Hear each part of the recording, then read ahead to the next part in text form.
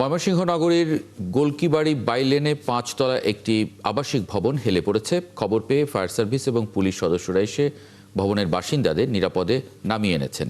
এই মুহূর্তে সেখানকার খবর জানাতে আমাদের সঙ্গে যুক্ত হচ্ছেন সহকর্মী বাবুল আহমেদ।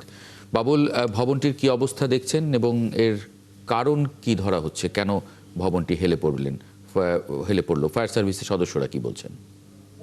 মাহবুব, সন্ধ্যা ৭টার পর থেকেই আসলে ভবনটি হেলে পড়তে দেখেছেন এর বাসিন্দারা এবং এর মালিক। ভবনের নিচতলা ফাটল দেখা দেয় এবং এরপর থেকে মূলত ভবনটি হেলে যেতে শুরু করে এবং এই মুহূর্তে আমরা দেখতে পাচ্ছি যে অসংখ্য মানুষ আতঙ্কিত হয়ে রাস্তার উপর অবস্থান নিয়েছে। এবং আমরা একটু দেখাতে চাই যে ভবনের নিচতলায় যে ফাটল, এটি সন্ধ্যা ৭টার দিকে প্রথম দৃশ্যমান হয়।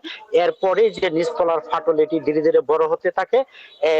এক পর্যায়ে ভবনটি কাত হতে শুরু করে এবং সেই কাত এখন অনেকটাই দৃশ্যমান। ফাটল যেমনটি দৃশ্যমান হচ্ছে, কাতও সেটি দৃশ্যমান হচ্ছে এবং মানুষজন যারা আসছেন তারা উদ্বেগ উৎকণ্ঠা আশপাশে অবস্থান নিয়েছেন এবং এরই মধ্যে বিদ্যুৎ সংযোগ বিচ্ছিন্ন করা হয়েছে এবং ফায়ার সার্ভিসের কর্মীরা ভবনের ভাড়াটিয়াদের মালিকদের অন্যত্র সরিয়ে নিয়েছেন।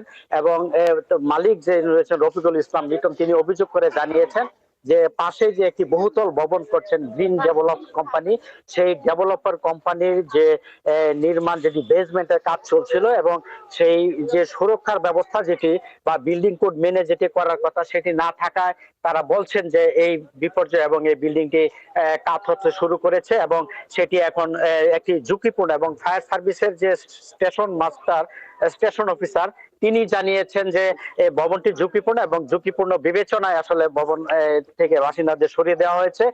আমরা একটু কথা জানতে চাই যে ভবনের যিনি মালিক রফিকুল ইসলাম লিটন, একটু বলবেন যে কেন এই বিল্ডিংটি কাত হয়ে পড়েছে?